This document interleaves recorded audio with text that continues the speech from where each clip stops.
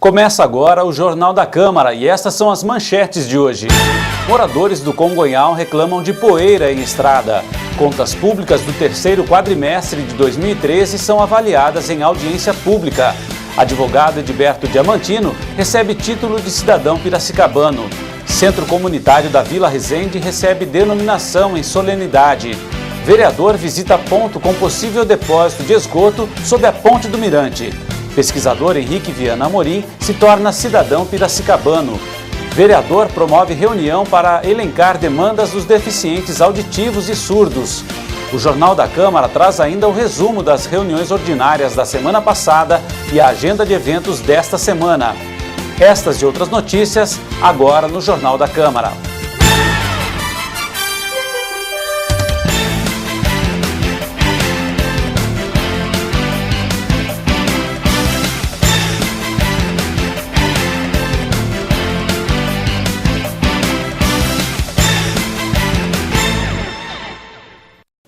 Moradores e proprietários de chácaras de recreio no Congonhal estão reclamando do grande fluxo de caminhões em uma estrada do bairro, muito utilizada por uma usina localizada nas proximidades. O vereador José Antônio Fernandes Paiva fará um requerimento ao Executivo solicitando algumas melhorias no local.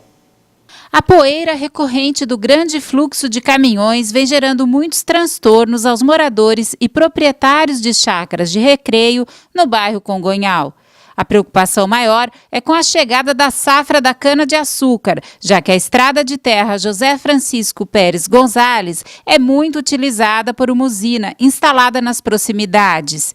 Recentemente, 2 caminhões se chocaram e um deles só parou quando bateu no muro de uma chácara que ainda está caído. O problema principal é a poeira, né? Então, e a poeira por quê? Por causa da velocidade que os veículos passam. Então, se diminuir, colocar aqui redutor de velocidade, eu acho que vai diminuir a poeira. E essa situação persiste há quanto tempo? Desde que construíram a ponte do Canal Torto. A partir daí acabou o sossego nosso aqui. Com o acidente, a tampa da galeria de águas pluviais rompeu. O conserto já foi realizado, mas a galeria está constantemente entupida pelos cascalhos da estrada. Em agosto do ano passado, o vereador José Antônio Fernandes Paiva fez uma indicação solicitando lombadas ou redutores de velocidade na estrada. Como nada foi feito, a equipe do gabinete do parlamentar foi até o local para verificar a situação de perto. Agora eu vou requerer da Prefeitura por que não foram tomadas medidas que pudessem sanar aqueles problemas, uma vez até que um acidente grave ocorreu em função do tráfego frequente de caminhões, a velocidade imprimida pelos veículos ali. Então é necessário que a gente tenha um olhar macro da cidade, mas que em cada uma das micro-regiões a gente tenha uma política localizada de conservação do solo, de mobilidade urbana, de prevenção de acidentes hoje no trânsito sendo muito constantes. Aquela região merece uma atenção especial. Então nós tínhamos feito a indicação, né? E agora, por requerimento, vamos forçar um pouco mais o que eles precisam para tomar uma atitude. Se precisam de ajuda do governo federal, do governo estadual, ou se precisam de algum remanejamento de verba de outras secretarias, porque ali tem que ser tomada uma medida urgente. Inclusive, palavras da própria Secretaria Municipal de Obras dão conta que eles estão tentando, junto ao governo federal, mais de 50 milhões para implementar obras viárias no município, né? Seja de recapeamento, sejam elas de abertura de novas vias. Então há a possibilidade concreta de que isso possa acontecer.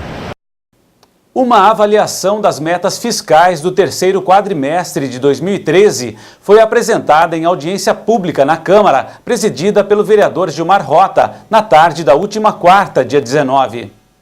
Aconteceu na última quarta-feira uma audiência pública para avaliação das metas fiscais do terceiro quadrimestre de 2013. O vereador Gilmar Rota, que também é responsável pela Comissão Permanente de Finanças e Orçamento da Câmara de Vereadores de Piracicaba, comentou a reunião. Comparado com 2012, esse terceiro quadrimestre de 2013 ele está muito bem, certo? Ele vem desde do ano passado, ano retrasado, ele vem tendo uma crescente na questão financeira. O Ademir tem controlado muito bem as despesas da prefeitura, tem feito uma gestão administrativa e financeira excelente e podemos dizer sim que a prefeitura está hoje com o caixa relativamente bom. certo? Sem dívida, sem despesas excessivas, está muito bem controlado. O secretário municipal de Finanças, José Admir Moraes Leite, fez um balanço das finanças públicas no terceiro quadrimestre de 2013. Positiva no sentido que o município hoje ele consegue gerar o controle do seu orçamento e consegue acompanhar a gestão das suas despesas, principalmente suas dívidas. Piracicaba é um dos poucos exemplos no Brasil onde não há atraso de pagamento de nenhum tipo. Eu acho que isso é uma grande virtude da administração do município.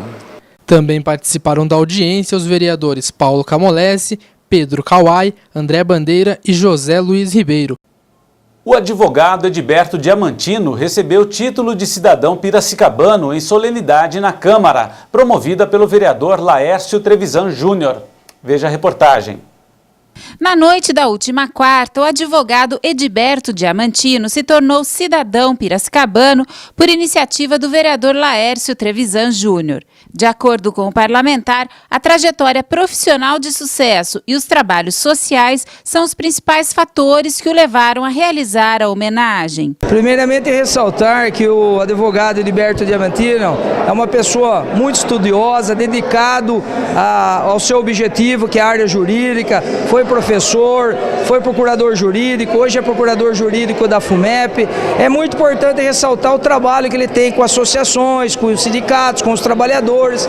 Então tem uma trajetória na cidade de Piracicaba, criou seus filhos, e é importante ressaltar que quando você entrega um título de cidadão, você reconhece uma pessoa, você homenageia essa pessoa, que com certeza é uma homenagem justa a Edberto Diamantino. Edberto contou sobre sua trajetória em Piracicaba e comentou a emoção em receber o título de cidadão piracicabano.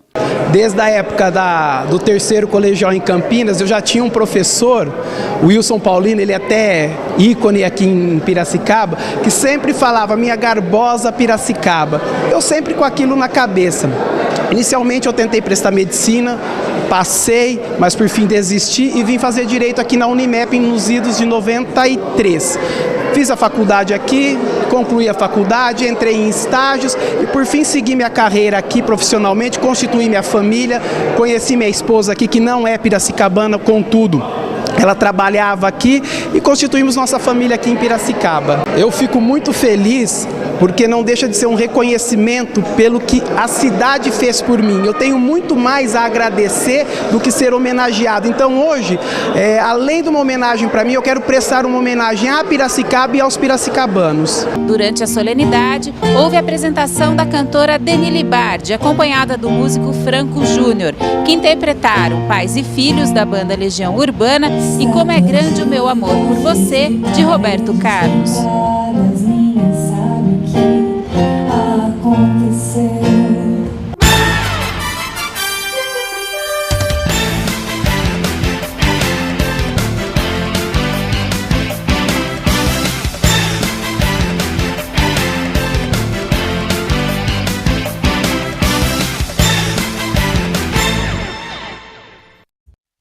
Você pode participar de todas as decisões políticas de sua comunidade ao eleger seus representantes no governo.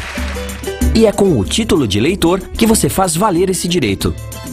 Além da eleição, o título também é exigido em diversas situações. No processo de contratação de um trabalhador, ou para tomar posse em cargos públicos, na hora de tirar ou renovar o passaporte, para tirar o CPF se você tem mais de 18 anos, ou para fazer o recadastramento de contribuintes isentos e até para a matrícula em alguns colégios e faculdades.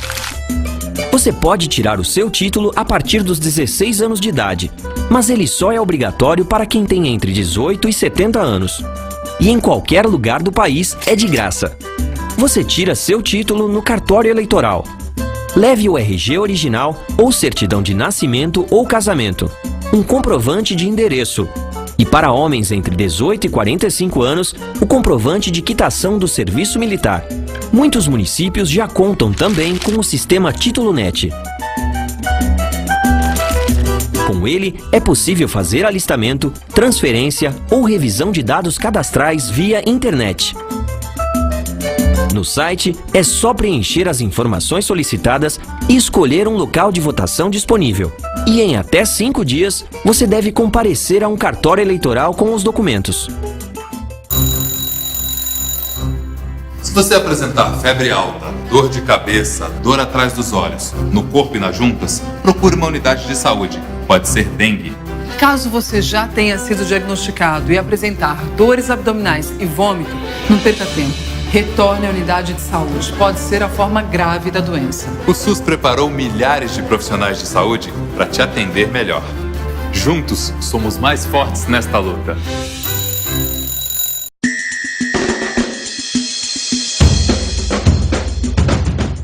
Para realizar tarefas como autenticar um documento em cartório ou abrir uma conta no banco, utilizamos o CPF como documento de identificação. O cadastro de pessoas físicas é o registro na Receita Federal Brasileira. Você pode tirar o CPF em qualquer agência do Banco do Brasil, da Caixa Econômica Federal ou dos Correios. Em todos eles, é cobrada uma pequena taxa. Pessoas com mais de 18 e menos de 70 anos podem pedir o CPF apresentando um documento de identidade e o título eleitoral. Quem tem mais de 70 anos só precisa apresentar um documento de identidade. Pessoas com deficiência mental, discernimento reduzido ou incapazes também podem solicitar o CPF. Neste caso, um representante legal chamado de tutor ou procurador precisa apresentar seus próprios documentos de identidade. Adolescentes com mais de 16 anos e menos de 18, apresentando um documento de identidade, podem solicitar o CPF sem a presença dos pais. Brasileiros que saíram do país e estrangeiros com visto permanente ou visto temporário para trabalhar, além dos documentos de identificação, precisam preencher um formulário disponível no site da Receita Federal. O CPF é um documento essencial na partilha de heranças e elaboração de inventários. Por isso, em alguns casos, é necessário solicitá-lo para pessoas já falecidas. Um representante legal pode dar entrada na inscrição do CPF. Além de seus documentos de identificação, o representante deve apresentar o original e uma cópia simples de uma declaração que justifique a inscrição no CPF, a certidão de óbito e um documento de identidade do falecido.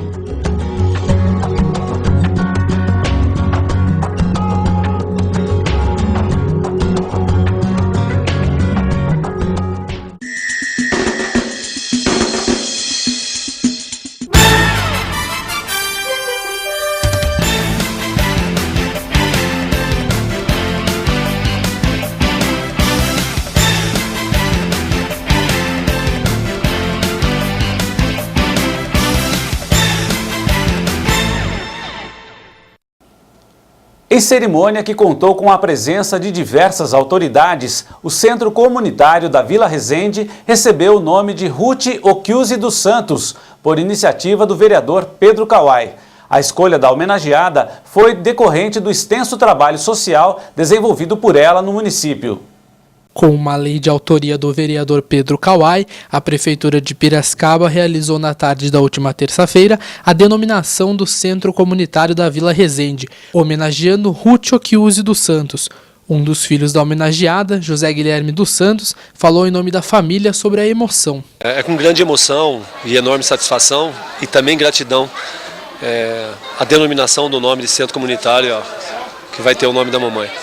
Nós todos estamos muito emocionados com essa, para que um pouco a história de vida dela seja conhecida e agora reconhecida pela população da Vila Resende. E que esse centro possa inspirar tudo que foi um pouco da vida dela, a doação e a entrega. Também estiveram presentes no evento o prefeito de Piracicaba, Gabriel Ferrato, e os vereadores Chico Almeida e Paiva. O autor da denominação explicou o porquê da indicação. Nós escolhemos o nome da dona Ruth, nós fizemos a lei que denomina de Ruth Occhiusi dos Santos. Esse espaço é para homenagear uma família de grande importância e de enorme trabalho social no município de Piracicaba. O pai Nestor, como carinhosamente era conhecido, e a dona Ruth, eram pessoas que se preocupavam com os moradores de rua, com pessoas carentes e principalmente com a reeducação de detentos. Numa época em que a cadeia ali na rua São José ainda, eles faziam o trabalho de trazer os detentos para passar um final de semana na casa deles.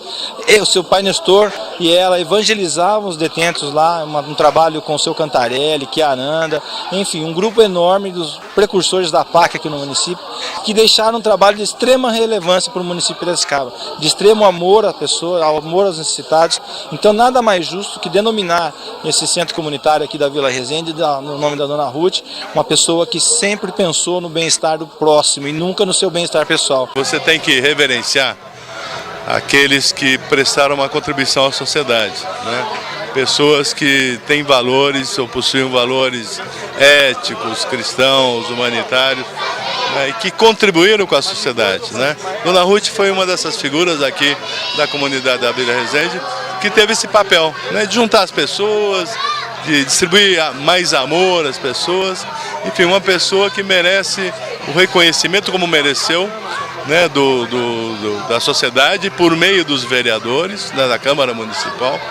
Isso é muito importante. A gente fica muito feliz quando a denominação de qualquer espaço público é para pessoas da qualidade da Dona Ruth. O Centro Comunitário da Vila Resende foi o primeiro a se preocupar com as solicitações dos ostomizados na cidade. Nele foi construído um banheiro onde há o mínimo para eles realizarem sua higienização. Há uma ducha caso ele precise realizar higiene pessoal, um espelho caso sua bolsa precise ser relocada e um apoio para ele colocar seus pertences e sua necessaire. O vereador Pedro Kawai, que vem lutando a favor da causa dos ostomizados, comemorou mais essa vitória. Mais um motivo, mais um exemplo que a Vila Resende, o Centro Comunitário da Vila Resende nos dá, que prova que a alma da Dona Ruth e do Pai Nestor estão aqui presentes. O Centro Comunitário da Vila Resende foi o primeiro centro comunitário de Piracicaba que se preocupou com a causa dos ostomizados, que é aquelas pessoas que carregam as bolsinhas, a ostoma por conta de problemas intestinais, que não têm onde fazer suas necessidades e usam a bolsa. O evento de denominação contou ainda com a apresentação dos alunos da Escola Padre Pedro Barão, com uma versão brasileira da música Imagine, de John Lennon, interpretada por Paulo Ricardo.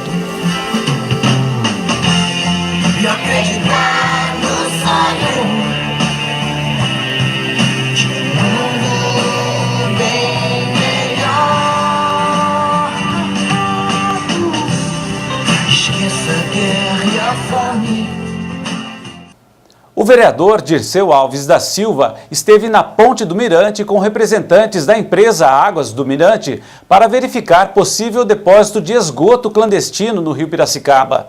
Em seguida, ele esteve no bairro Serra Verde para ouvir reivindicações de moradores. Duas reclamações relativas ao sistema de esgoto do município foram verificadas pelo vereador Dirceu Alves da Silva na semana passada. Primeiro, ele esteve em um ponto do Rio Piracicaba sob a Ponte do Mirante. Há suspeita de que esteja sendo feito depósito irregular de esgoto no local. Em seguida, Dirceu esteve no bairro Serra Verde, onde a galeria de esgoto estava com uma tampa aberta. E nós trouxemos o engenheiro do Água do Mirante para ele estar olhando com a gente, verificando junto com a gente a possibilidade de estar refazendo, reconstruindo essas tampas. E ele se comprometeu com a gente de estar fazendo a calefacção nessas tampas para estar tirando esse odor que na época de calor, né, sai, o mau cheiro vem e está prejudicando essa comunidade aqui. O engenheiro da empresa Águas do Mirante disse que as tampas da galeria de esgoto seriam colocadas no mesmo dia. Já em relação ao possível depósito de esgoto clandestino no Rio Piracicaba, a empresa fará coleta de amostra da água para análise. O renomado pesquisador Henrique Viana Amorim se tornou cidadão piracicabano em cerimônia promovida pelo vereador Carlos Gomes da Silva na última sexta. Amorim é um dos mais importantes pesquisadores brasileiros do setor sucroalcooleiro. O vereador Carlos Gomes da Silva promoveu no último dia 21 de fevereiro uma reunião solene de entrega de título de cidadão piracicabano ao doutor Henrique Viana de Amorim. Ele contribuiu muito para que o Brasil pudesse estar junto ao cenário mundial como um grande produtor da cana-de-açúcar. Doutor Henrique, além disso tudo, tem um amor enorme para o Piracicaba. Henrique Viana Amorim nasceu em São Paulo e se graduou em Engenharia Agronômica pela Exalc USP. Tornou-se mestre em bioquímica de plantas pela Ohio State University nos Estados Unidos e livre docente também pela Exalc-USP. Na década de 1980, Henrique fundou em Piracicaba uma empresa de pesquisa, tecnologia e treinamento em produção de álcool e açúcar, que conta atualmente com mais de 70 clientes no Brasil e no exterior. É uma honra muito grande. Estou em Piracicaba há 50 anos e fiz minha vida aqui. É a cidade que me deu a oportunidade de crescer. E eu acho que esse título é um reconhecimento de coisas que nós fizemos, não só para a cidade, mas para o Brasil inteiro. Dei aula há 30 anos na Exalc, desenvolvemos muita coisa e isso aí tem sido aplicado não só no estado de São Paulo, mas como no Brasil inteiro. Então, é um reconhecimento que eu fico muito grato. Eu já me considerava piraticabano, nativo. E agora é de papel passado. A mesa diretora também foi composta pelo vereador Pedro Cruz e demais autoridades. A noite ainda contou com a apresentação musical de Raíssa Amaral.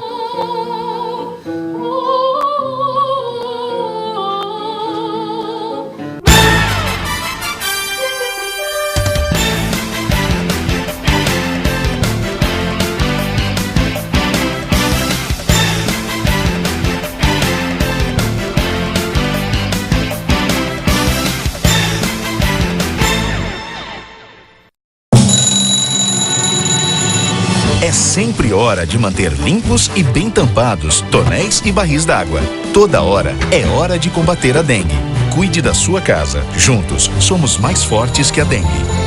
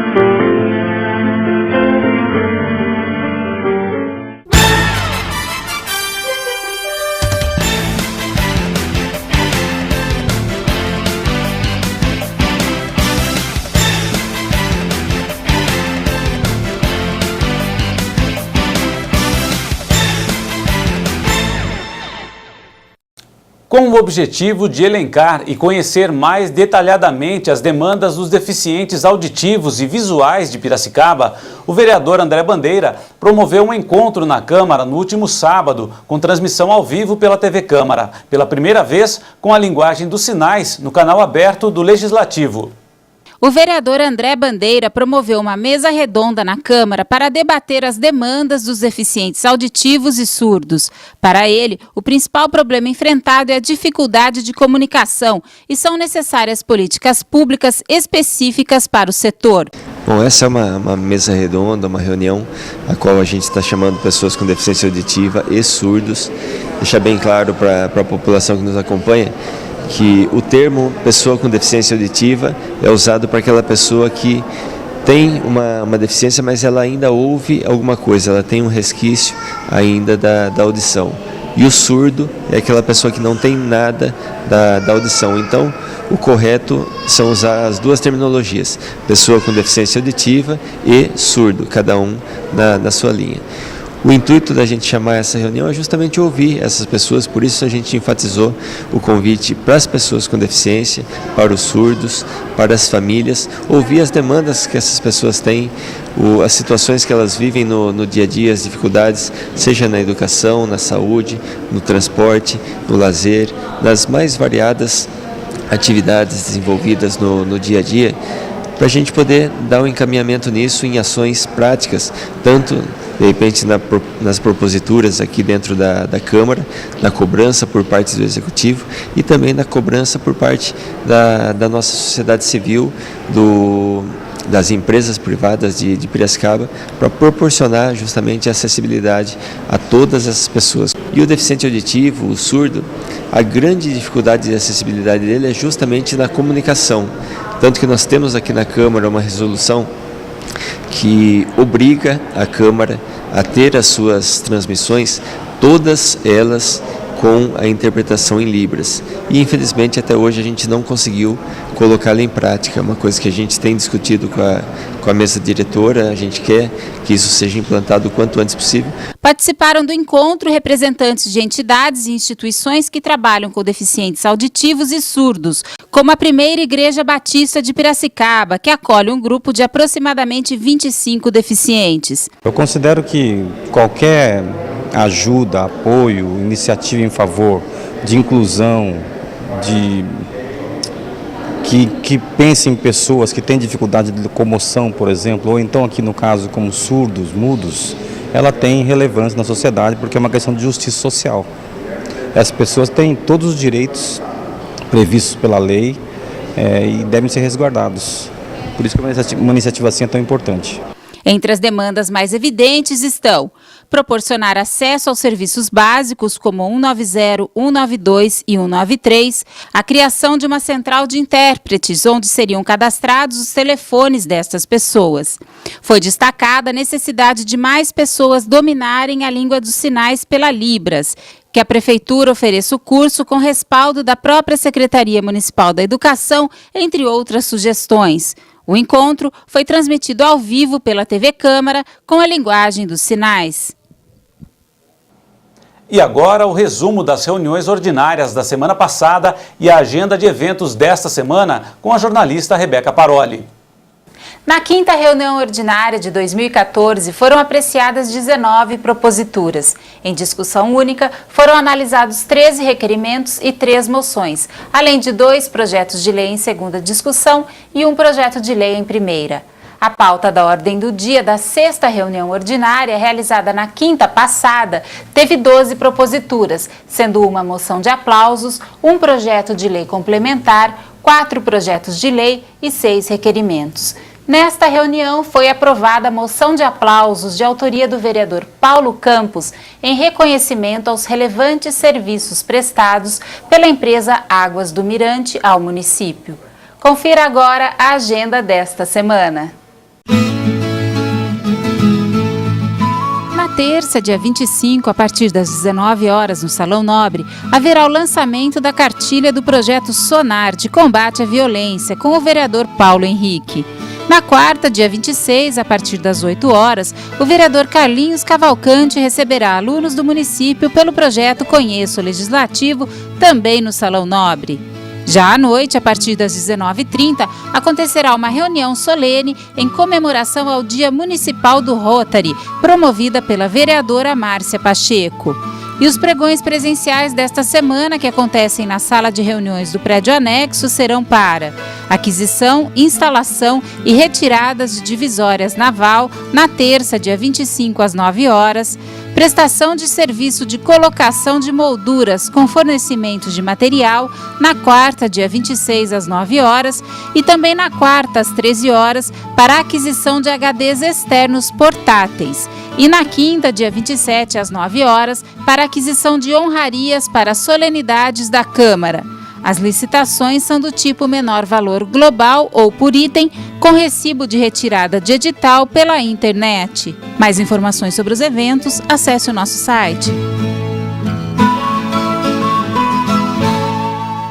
Termina aqui mais um Jornal da Câmara. Essa edição está disponível no câmarapiracicaba.sp.gov.br e o link é o TV Câmara. Fique agora com o programa Primeiro Tempo, com o jornalista Marcelo Bandeira e em seguida a reunião ordinária. Semana que vem estaremos de volta com mais notícias do Legislativo de Piracicaba. Até lá!